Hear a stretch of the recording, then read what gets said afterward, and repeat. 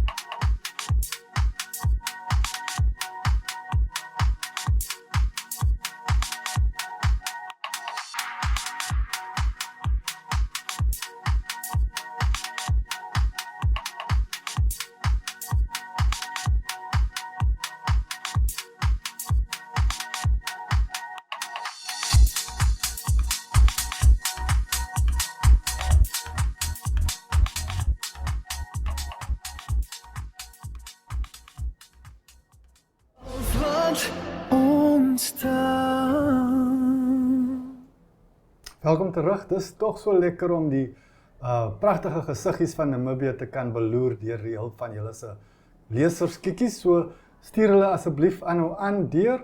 Maar nou Irene Marie van der Walt is met my in die ateljee. Hoe gaan dit, Irene? Dit gaan goed, ons gaan nog aan. Mooi. Ons bespreek bietjie die nuus in môre se Republikein. Ja. Een van die stories wat eintlik een van die leiberigte gaan wees, gaan oor die Angolese kinders wat Windhoek se strate so vol stap en ook dorpe in die res van die land. Jy het al teëgekom? Ek het hulle beslis al teëgekom. En ek dink dit is 'n baie meer ingewikkelde saak as wat mense wil dink. Jy weet, mense wil maklik vir hulle self sê, okay, maar deporteer hulle nou, raak net ontslaaf van hulle is nie ons verantwoordelikheid nie. Hulle moet Angola se verantwoordelikheid wees. Wat ek verstaan, daar is 'n rede hoekom ons grense opgedeel het, sodat ons die stukkies beter kan individueel beheer. Maar terselfdertyd, dit is kinders. Ons welsynsowerhede moet daar intree, voel ek, maar ons welsynsowerhede weet ons ook mos nou al wat die storie daar is. Maar dit is nie so eenvoudig soos deporteer hulle nie, want hulle het 'n reg om hier te wees as besoekers. Jy weet, ons laat besoekers van Angola toe, ek glo sonder 'n visum. Ek dink die hele SADC kan Namibië binnekom sonder 'n visum. Ons laat besoekers toe. As hulle dan nou langer bly, is dit 'n ander saak en is ander of eintlik maar dieselfde owerhede, maar is ander prosesse wat daar moet intree. Maar ons kan hulle ook nie heeltemal uithou nie. Ons kan nie ons grense heeltemal sluit vir hele Angola nie. En soos wat ons weet, is ons grens nie so standvastig soos wat ons wil hê hy moet wees nie. Ja. Daar is 'n paar gapings en openings in ons grens. Ek hoor wat jy sê en van 'n nasionale oogpunt is dit seker van toepas, maar ek sien dit meer uit 'n baie persoonlike oogpunt. Ek wil nie hê my hart moet verhard teenoor die pleit van kindertjies. Alles het wie se skuld. Hy kind staan voor my, soms bewe hulle in die koue, soms is die trane wat by die wangetjies afloop. En hulle vra $1. As ek nie dit kan gee nie, dan verloor ek ook iets van myself, tot ek by 'n punt sal kom waar ek vir niemand niks sal voel nie. Of ek is net bietjie bang daarvoor, maar ons kollegas daarvan Namibië gaan besoek aflê, gaan luister na wat hulle te sê het vir hulle self, waar hulle bly, waar hulle slaap in die aande. Een ding wat ek gehoor het in die gesprek wat die kollegas nou teruggekeer het, is dat daar waar hulle is, maak hulle ook nie vuur nie. En jy weet, die afgelope aande was daar 'n bitterkoud. Bitterkoud. Ja. Ek wonder wat se Namibië sal oorbly as ons rug draai. Ja.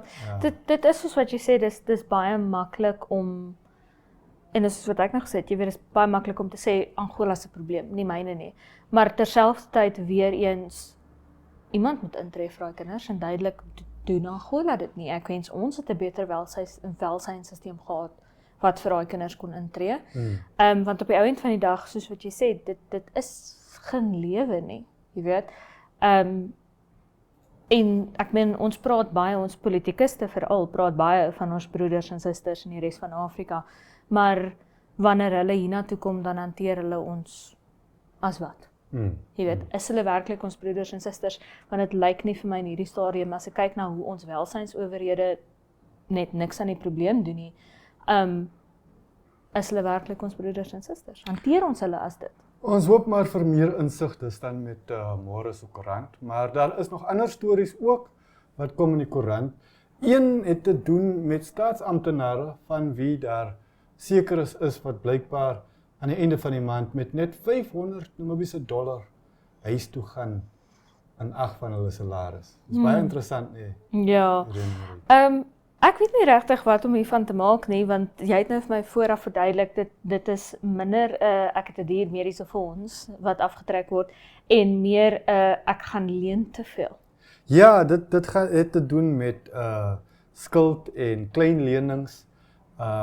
Wat daar nou in die berig voorkom is dat staatsamptenare, hulle is die verkose kliënte vir hierdie geld leen besighede, Ja. omdat daar voorsiening gemaak word dat hy besigheid direk van die persoon se rekening uit die bank uit sy terugbetaling kan trek. Ja. En dus kwalifiseer hulle vir die lenings en einde van die maand word alles dan stuk vir stuk getrek tot daar amper niks oorbly nie. Maar dis dan 'n probleem wat homself skep in 'n manier. Jy weet dat jy gaan leen te veel een keer en nou elke maand, dan moet jy weer aan die einde van die maand maar weer leen en dan aan die einde van die maand kom haal hulle maar weer dit wat jy geleen het en hulle los jou met daai $500 en jy kan nie leef op daai $500 nie, dan moet jy maar weer teruggaan. En dan vra jy nou die vraag, is dit uitbuiting of nie? As ek sê, luister, ek kort 'n lening. Ja. Jy weet en ek maak 'n lening vir 'n groter bedrag as wat ek weet ek kan terugbetaal. Ja. Jy weet, is dit dan my skuld of hulle se? Sjoe, dis moeilik om te sê want ons weet mos nog nie wat is jou omstandighede op daai oomblik. Miskien is dit 'n situasie van desperasie. Daar is dalk groot belangrike dinge op die spel. Miskien verblyf. Ja. Miskien 'n kind se toegang by die skool. En in daai situasie sal enige iemand miskien doen iets wat nou nie slim is vir die langtermyn. En daar val jy nou in daai lokval.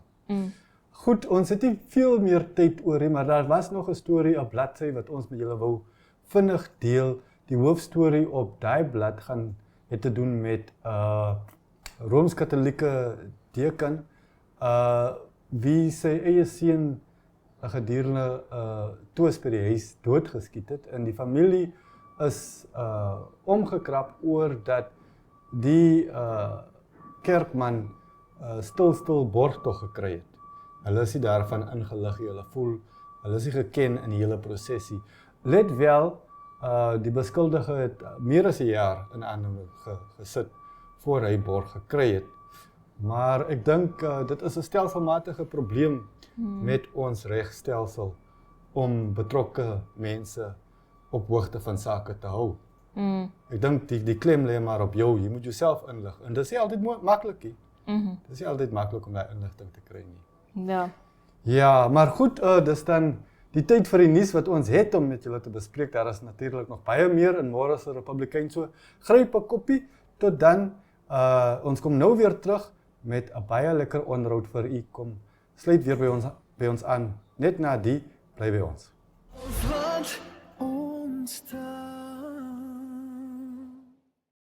Namibia is a land of movement, with waves that never stop reaching forward. Here, adventure is not something we search for. It is something we are born into. In every corner of this country, creativity rises from artists, from athletes, from dreamers. And when the world comes to explore Namibia, they discover something extraordinary. Because when sport moves people, creativity moves ideas, and tourism moves the world toward us. Something powerful happens. A platform where movement meets imagination, where industries connect, where opportunity grows, where Namibia's next chapter begins. Welcome to the Creative Sport Tourism Expo. Exhibit, partner, experience. Creative Sport Tourism.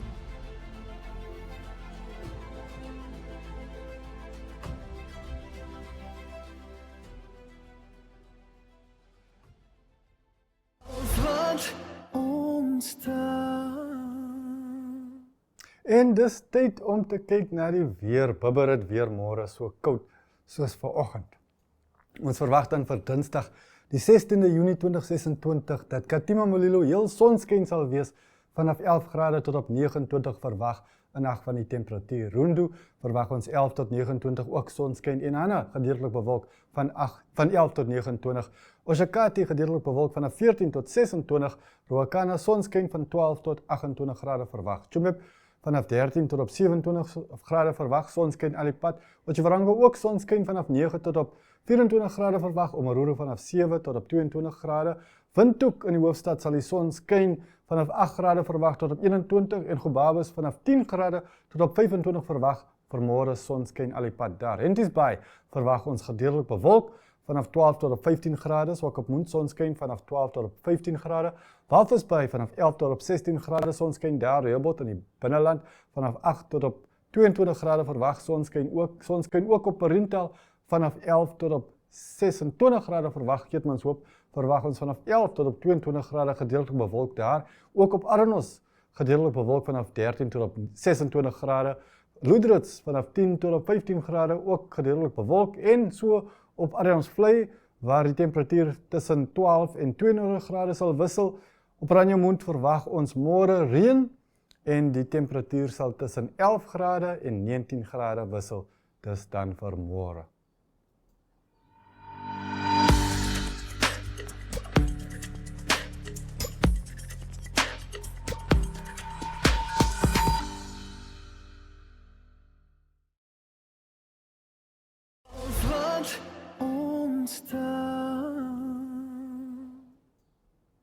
Welkom terug. Nou het ons vir julle 'n wonderlike terugblik op 'n pragtige maar verlate siel. Die inleiding is so mooi geskryf, ek lees dit sommer vir julle. Met sy kenmerkende en kleurryke styl het die Suid-Afrikaanse skilderkunstenaar Jan Hendrik Viljoen, bekend as Portie, vinnig plaaslike en internasionale roem verower. Hy is verlede week in die ouderdom van 62 op Stellenbosch oorlede. Ons kyk vandag terug na 'n onderhoud wat ons op 7 Mei 2024 met hom gedoen het, toe hy besoek aan Windhoek afgelê het om sy autobiografie van tweeling tot Trafalgar Square hier bekend te kom stel. Geniet dit. Die Suid-Afrikaanse skilderkunstenaar Portie het reeds van tweeling tot by Trafalgar Square en nou tot hier in Windhoek by ons gereis, maar hy verduidelik Windhoek is nie vir hom so volksvreemd soos wat jy sou dink nie. Portie, saam met ons in die ateljee, hoe gaan dit? Dis wonderlik om hier te wees. Baie dankie vir die uitnodiging. Het gaan goed met my. Ek is so opgewonde om hier in Windhoek te wees. Ek is mal oor Namibië en sy mense. Ek kom jaarliks hier na toe. En so dis my groot voorreg dat ek ook my nuwe boekie kan kom bekendstel, want ek het verskriklik baie volgelinge hier in Namibië en dis lekker om my verhaal met hulle te kom deel. So gepraat van Namibië en sy mense. Mense was nog altyd vir jou belangrik in jou Baie lewe belangrik. Van kleins af het ek die gevoel gehad daar is klomp wonderlike mense op my pad geplaas om my weg 'n bietjie sagter te maak. En nou, ek het nou laas jaar 60 geword en besluit om die boek te skryf. Nou kan ek eintlik mooi kyk, klomp rigtingwysers op my pad geplaas om my soms 'n bietjie my rigting te verander. En dit is wonderlik dat ek dit nou eintlik mooi kan raak sien, toe ek nou alles begin in perspektief plaas met die boek en soort van die hele storielyn te vertel, was dit baie lekker om dit alles soort van weer opnuut te beleef en vars te ervaar. En ek het van kleins af van mense gehou. Ek het met baie mense in die huis groot geword. Ons het lang tafels wat ons baie kos gemaak het. En so my huis in Stellenbosch is ook groot met klomp lang tafels en ons kuier en mense besoek my en so mense is my ontsettend belangrik in my lewe. Ek hou van stories en van verhale en dit maak jou lewe ryk en kleur dit in, so dis baie spesiaal. So gepraat van kleur, jy's bekend vir die kleur in jou kunswerke. So ek meen dis een van daai dinge wat mense sê, jy weet, jy kan 'n potjie van 'n myl ver sien. Jy kan sien dis potjie wat dit geskilder het vir daai kleurkombinasies wat jy gebruik. Maar dink jy in die era van minimalisme waardeer ons nie kleur soos wat ons moet nie? Ek dink daar's altyd 'n segment van die bevolking wat meer vrolik is en wat meer smag na 'n bietjie kleur in 'n lewe. So ek dink nie hulle gaan ooit verdwyn nie. Jy weet, hoe meer vaal dit raak in die omgewing in swart en wit, hoe meer staan daai mense op en sê maar ek kan nie so leef nie. Jy weet, my hele samestelling is om 'n bietjie meer kleur te hê, om 'n bietjie meer warmte te hê rondom my. En so ek het al vir my niggie gesê, ek wens ek kan so minimalisties leef met so min goed rondom my. Toe sê sy, vergeet dit, ons hou van goed. En jy weet, die mense dink baie keer my skildery is suksesvol omdat dit kleurvol is, maar dit is eintlik nie die verhaal nie. Dit is eintlik oor die balans van kleure, hoeveel geel saam met hoeveel blou gaan en hoeveel rooi saam met hoeveel pers gaan en al daai goeders. En dit is goeders wat ek opgetel het in my lewe as kind in 'n groentewinkel. Ons het met groente geboer en ons het in 'n groentewinkel 'n kafee gehad. So en ek het daai uitpak van dit hanteer en dat fyn wetenskap van dit soort van bestudeer hoe om die verskillende kleure van die verskillende groentes en vrugte langs mekaar te sit. En agtergekom as jy beet en wortels langs mekaar pak, dan sak die hoope baie vinniger. En toe het ek begin om te eksperimenteer daarmee en dan langs die wortels kom die aubergines en dan kom die piesangs, dan kom die slaai en so al die verskillende kleurkombinasies. En dit het my iets geleer van om verhoudings reg te kry. En my ma het 'n vreeslike goeie oog gehad ook vir verhoudings. Sy kon klere maak sonder 'n patroon. So sy kon iets knip en dit wat perfek uitgewerk, jy weet. So ek dink is maar 'n kombinasie van 'n klomp faktore in jou lewe wat vir jou toerus met met gereedskap om jou lewe verder mooi uit te leef. So die naam van jou autobiografie wat jy bekend gestel het in Windhoek, van Tweeling tot Trafalgar Square. Maak verwysing na die dorpie Tweeling waar jy vandaan kom. Die dorpie wat ek groot geword is 'n piepklein Vrystaatse dorpie, daar in die hart van die Riemland in die Vrystaat. En dan loop dit dwars deur totdat ek my groot Londen uitstallings gehou het, reusagtige uitstallings daar in die hart van Londen by Trafalgar Square in Pall Mall Straat wat ontsettend suksesvol was en mense het van oor die wêreld af soontoe gekom om die uitstallings te kom sien en so dit het my absoluut in my hoof het ek begin besef dat mense stap in by my en hulle koop goed sonder dat hulle weet wie's ek.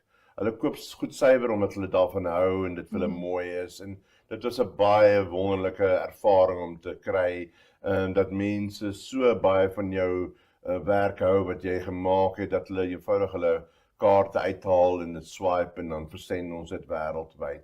En as jy eers by daardie punt kom, dan besef jy of iemand van dit jou werk hou of nie van jou werk hou, dit maak nie vir jou saak nie, daar's genoeg mense wat wel daarvan hou en jy kan maar net doen wat jy verlus is en wat jy van hou en dan sit jy dit uit op die muur en dan kyk jy wat gebeur daarmee en wie hou van wat. So dis 'n wonderlike proses. So in die beginjare is dit baie meer amper vreesaanjaend want jy's bang vir verwerping en jy weet niemand gaan van jou goed hou nie en dit maar nou ek het al oor die 20,000 oorspronklike werke verkoop en meer as 1 miljoen afdrukke verkoop. So ek besef wêreldwyd is daar tog 'n paar mense wat wel van my goed hou en ja, dit is baie lekker. Nou maak ek eenvoudig, ek raak nou al hoe willer en doen net meer interessante goed die hele tyd. En ek het in die laaste jare baie meer produkte begin maak van my skillerye om werk te skep vir mense. Jy weet, alles het 'n bietjie arbeid betrokke. So ons maak hoop interessante goed, weet soos winkelsakke vir inkopies en koelsakke en wynsakke en plekmaatjies op die tafel en voorskote en skinkborde en bekers en enigiets wat mens kan gebruik. En by 'n groot uitstalling is dit wonderlik as mense dan kom en hulle stap deur die uitstalling en hulle hou daarvan en hulle kan wel tog ietsie koop, al is dit vir iets vir R50 of R100 en dit mee uitstap. En as hulle dan buite kom, dan vra iemand hoe was dit? Nee, dit was wonderlik. En weet jy, ek kon selfs iets koop. Kyk hierdie mooi item wat ek vir myself gekoop het, of ek kan dit vir 'n geskenk gee of dit of dat. So dit gee 'n blye gevoel in mense. En ja, dit is tog lekker om te ervaar. En dink jy kyk nadat jy nou hierdie autobiografie geskryf het en dit nou bekend gestel het, dink jy kyk nou anders na daai seentjie in die groentewinkel wat sekere dinge bymekaar gesit het? Ek begin nou al hoe meer die waarde van al daai jare se harde werk besef. Kyk, toe as ek 'n kind was, ons het so hard gewerk, jy het eintlik nie tyd gehad om te dink oor goed nie, jy het net dit gedoen. En soms was dit moeilik op jou hele soort van siege, want jy het nie baie speeltyd gehad nie, dit was net werk. Maar nou dat ek ouer is, het ek dinge baie ander perspektief opgeplaas in myself en besef, dit was ook nie maklik vir my ouers op 'n klein dorpie om te oorleef nie, en deur die feit dat ons kon meewerk en in die aande vir die televisie kon pakkies maak vir die volgende dag se verkoop in die winkel, al daai goed het tog 'n bydrae gemaak dat ons kon voortleef en dat ons kon bestaan. So goeders maak nou vir my baie meer sin, en dit het vir my baie waardevolle lewenslesse geleer, wat ek tot vandag toe kan toepas, en die mensekennis, en dit alles dink ek is die belangrikste. Jy weet, jy sien as 'n persoon instap by jou deur, by jou winkel, dan som jy hom op, en jy dink onmiddellik, maar die persoon lyk of hulle 'n bietjie aandag nodig het, of net 'n bietjie bemoediging nodig het, en dan deur klein opmerkings kan jy daai persoon se dag oplig, met net 'n mooi opmerking, dis 'n mooi rok wat jy aan het, of dis my oorbelletjies, of jy weet, ja, ek's mal oor daai skoene wat jy aan het, iets kleins, en dit help dat mense onmiddellik in 'n ander sfeer is, en dan is hulle soort van probleme 'n bietjie verder weg van hulle af, en dan begin hulle dink maar, dit is nogal 'n lekker ervaring in hierdie winkel wat ek nou instap. Mense let eintlik op en hulle gee om, en so al sulke klein goedjies stel jy op, en dit is maar deur tyd wat mense dit leer en toepas, en ja, dit help in mense lewe vorentoe. Ja. En dan weer terug by hierdie kenmerkende Potchefstroom-styl. Na al hierdie jare, na al hierdie kunswerke, al hierdie afdrukke wat gemaak is, het jy ooit vrees dat mense gaan moeg raak vir Nee, glad nie, want ek doen heeltyd nuwe werk by, so met groot uitstallings soos verlede jaar se 60ste verjaarsdag uitstalling in Stellenbosch Stadsaal, het ek gewerk met 'n derde ouer tipe werke, 'n derde nuwe werke en 'n derde eksperimentele werke. So heeltyd plaas ek nuwe soort van indrukke op nuwe goed, en neem ek my mark vorentoe, en ek kry nuwe kopers by, en ek gooi nie my ou kopers en my ou kliënte weg nie, want baie van die mense wat hulle werk sien, hou eintlik nog van dit, en hulle wil ook graag so iets hê. So jy brei eintlik net jou mark uit heeltyd met nuwe goed wat jy bysit. En so ek werk vars, jy weet, ek werk met eenvoudige goed in die lewe, maar wat ek op 'n vars manier uitbeeld. En meeste van my skilderye en beelde het verhale agter en stories agter. So dit is iets wat vir mense veilig laat voel, en dit voel lekker vir hulle om dit in hulle huise te hê en daaroor te praat, en ja, kinders word met dit groot, en hulle wil graag dit erf by die ouers, want dit is deel van hulle heritage, dit is deel van hulle grootword proses. So mense moet dit nooit onderskat, die invloed wat die goed op jou mure in jou huis het, op jou kinders het nie, en hoe veilig en tuis dit hulle laat voel nie. So ek dink ons is almal 'n bietjie sentimenteel, en daai goed van jou ma's en jou oumas en oupas, dit laat jou veilig en geborge voel. En mense wat niks het om te wys nie. Ek weet nie wat deel hulle met die kinders ook altyd nie, jy weet. So mense is so verskillend en dit is ook goed. Ek hou ook nie van alles wat ek sien nie, maar dis tog lekker dat mense verskillende smake het, maar vir my as 'n kunstenaar is dit net belangrik om te skep. En ek hou net aan skep. Andy Warhol was 'n baie bekende Amerikaanse skilder geweest. En hy het 'n ontsettende mooi gesegde gehad. Hy sê, "You just make art. Let other people decide if it's good or bad art. While they are deciding, you just make more art." En so ek het daai beginsel toegepas in my lewe en ek hou net aan skep, of ek juweliersware is, of skilderye, of beelde, of objekte. Ek gaan net aan en doen heeltyd nuwe vars goed en ek hou my brein besig en in die proses stel jy jouself bloot aan ander mense, soms vir kritiek, soms vir lofbetuiging, maar dit maak nie saak nie. Almal het 'n reg op 'n goeie opinie en dit is ook jou reg net om te ignoreer of te neem wat jy wil neem. Ja, daar is dit en daar het julle dit. So kom ons amper by die einde van nog 'n uitsending van Klets Kompas. Met daai totsiens aan Porkie Viljoen. Wil ons ook net sê baie dankie aan hom vir al die mooi wat hy met ons gedeel het.